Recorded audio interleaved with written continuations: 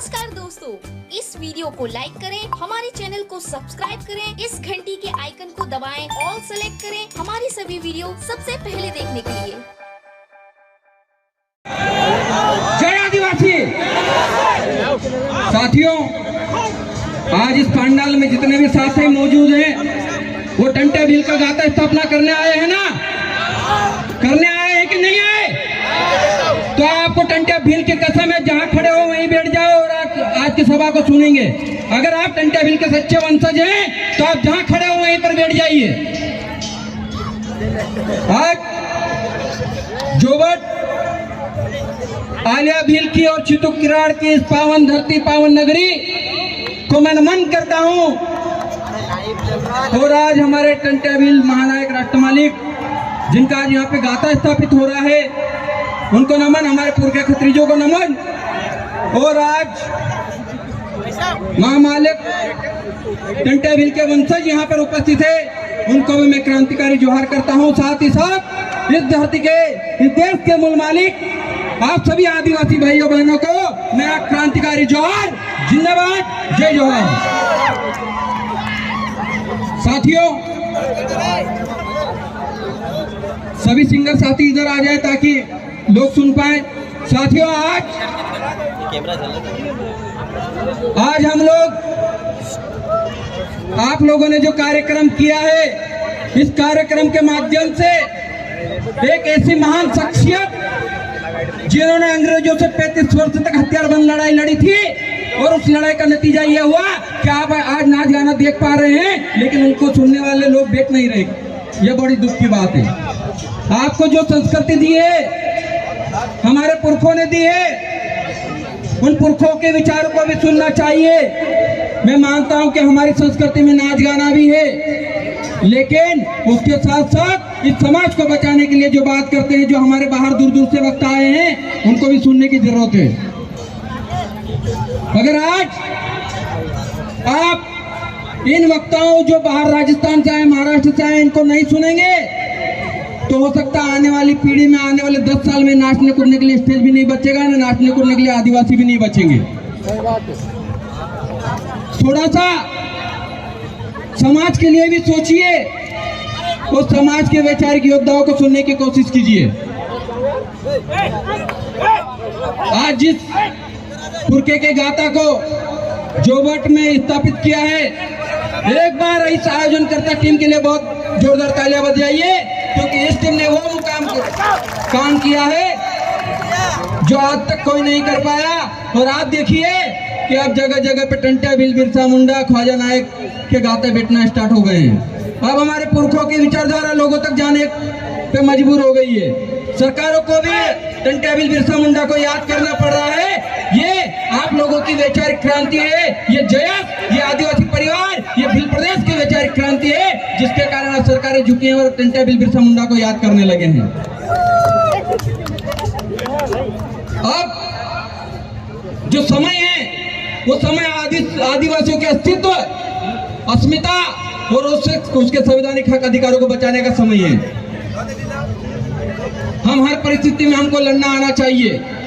जहाँ खुशी होगी वहां नाचेंगे भी, और जहां लड़ने की नौबत आएगी वहां पे डट के खड़े भी रहेंगे। यह भी होना चाहिए आदिवासियों में। अभी जिस प्रकार जो हमारे सिंगर है, जो गाने गा रहे थे या बना रहे थे, उनके लिए भी एक बार जोरदार तालियां। और जो सिंगर यहाँ पर मौजूद है और जो गायक कलाकार यहाँ नहीं आए, उनसे एक निवेदन भी है कि आप अच्छे अच्छे गाने बनाइए, स्वागत है, लेकिन समाज को बदनाम करने के गाने कभी मत बनाइएगा, नहीं तो समाज फिर आपको छोड़ेगा नहीं। ढोल बंद कर दो भाई, ढोल। आपके गानों में समाज का कहीं भी बदनामी नहीं होना चाहिए। ढोल बंद कर दो। जिस समाज से आप आते हैं, जिस समाज ने आपको बड़ा बनाया है, उस समाज की कदर करना सीख जाइए। बीच में कुछ गाने आए थे, ऐसे गाने थे जिससे आदिवासी समाज बदनाम हो रहा था।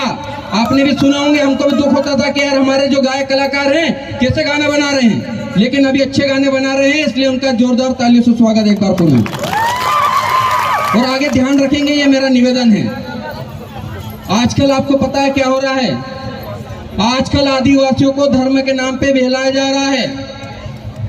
आज हमारा आदमी जो आदिवासी है, आदिवासी की पैदाइश है, वो आदिवासी बाप की संपत्ति में हक चाहता है, लेकिन गुणगान दूसरे के धर्म, दूसरे के संस्कृति के करता है। ये दुख का विषय है, ये नहीं होना चाहिए। अभी मेरे से पूर्ववक्ता कोमल दोपिया जी ने, सीमा दीदी ने कहा और मांगी लाल दादा ने कहा कि जिस प्रकार आदिवासियों को संस्कृति और आदिवासियों के अधिकार खत्म करने की साजिश से रची जा रही है, उससे हमको बचना है, उसको हमको बचाना है। जिस पैसा एक्ट की बात हो रही थी अभी, आपको पता है पैसा एक्ट के नाम पे आपको लॉलीपॉप थमा दिया गया है। आपकी ग्राम सभा जो रूढ़िगत ग्राम सभा थी, अनुच्छेद 13(3) के तहत जो संविधान 1949-50 में बना, उससे पहले 1935 से जो हमारे 1911 से रूढ़िगत ग्राम सभा चली आ रही थी, वो इस पैसा एक्ट ग्राम सभा से भी कहीं पावरफुल है। उसके प्रावधान को, उसके द्वारा नियम बनाए गए कानून को कोई भी सुप्रीम कोर्ट या सरकार नकार नहीं सकती, इतना पावर था। उसी ग्राम सभा को खत्म करने के लिए आपको पैसा एक्ट का झुंझुना थमा दिया गया और हम खुश हो रहे हैं कि पैसा एक्ट आ गया, हमारे अधिकार बच जाएंगे। पैसा एक्ट में तो यह भी लिखा हुआ था ना कि पैसा एक्ट के अनुमति, जो ग्राम सभा होगी उसकी अनुमति के बगैर एक भी आदिवासी को गिरफ्तार नहीं किया जाएगा। ऐसा हो रहा है क्या? नहीं हो रहा ना। आप जब भी कुछ होता है, बगैर पैसा एक्ट ग्राम सभा की अनुमति के गिरफ्तारी भी कर ली जाती है, FIR भी दर्ज कर ली जाती है। तो कैसा है पैसा एक्ट? उस पैसा एक्ट का उल्लंघन उसी 15 नवंबर को रतलाम में कर दिया गया, जब हमारे साथी निरज क्षेत्र का विरोध कर रहे थे। तो हमारे साथियों को 70 दिनों तक जेल में बंद रखा और 70 दिनों बाद छोड़ा, लेकिन सरकारें उनको भी ज्यादा दिन तक कैद नहीं कर पाई। इसलिए उन सरकार से कह देना चाहता हूँ कि हमको जंजीरों में कैद करने की कोशिश ना करो, हमको जंजीरों में कैद करने की कोशिश ना करो। हम वो बिरसा टंटिया की औलाद है, जिसका भी शिकार करते हैं उसका जिस्म तो क्या रूह भी दम तोड़ देती है। हम कोई आलतू फालतू लोग नहीं है। हम अंग्रेजों को चिट्ठियां लिखने वाले डरपोक के वंशज नहीं है। हम अंग्रेजों को चिट्ठियां लिखने वाले डरपोकों के वंशज नहीं है। हम इस देश के जो लड़ाकू वंशज टंटिया भील के वंशज हैं और उस वंशजों को कोई खत्म नहीं कर सकता। और यही कहना चाह रहा था कि जब जब आदिवासियों पर विपत्ति आती है, तब तब आदिवासी समाज को जिस तरीके से हम लोग सांस्कृतिक कार्यक्रम में इंटरेस्ट ले रहे थे, उसी प्रकार सामाजिक मूवमेंट में भी इंटरेस्ट लीजिए। समाज के हर व्यक्ति की जिम्मेदारी है, जो समाज के सर्टिफिकेट पे कहीं ना कहीं लाभ लिया है, वो समाज के लिए काम करे। हर उस शख्स की जिम्मेदारी है जो समाज के सर्टिफिकेट पे या तो नौकरी लगे हैं या किसी भी चीज का लाभ लिया, वो समाज के लिए काम करे। लेकिन ऐसा होता नहीं है। और बाहर से आए हुए जो विदेशी आक्रमणकारी लोग हैं, वो राजनीति के दम पर इतना घमंड करते हैं। तो हम इस देश के मूल वंशज हैं, हमको कितना घमंड होना चाहिए? इतना घमंड होना चाहिए कि राजा की तरह जिंदगी जीना सीख जाओ, एक रॉयल की तरह जिंदगी जीना सीख जाओ, मालिक की तरह जिंदगी जीना सीख जाओ। मांगू दादा ने कहा कि 5 जनवरी 2011 सुप्रीम कोर्ट का जजमेंट, वो जजमेंट में कहा कि देश का 8% आदिवासी इस देश का मूल मालिक है। लेकिन उसके साथ यहाँ की सरकारें मालिकों जैसा व्यवहार नहीं करती है। वो इसलिए नहीं करती है क्योंकि हम संविधान के आर्टिकल नहीं पढ़ते, हम संविधान में मौजूद हमारे अधिकार नहीं पढ़ते। जब डीजे बजता है तब नाचने जरूर चले जाते हैं। सही बात। दोनों चीजें साथ साथ, नाचना भी साथ में, अधिकारों की लड़ाई भी साथ साथ में। हमारा क्षेत्र 5वीं अनुसूचित क्षेत्र है।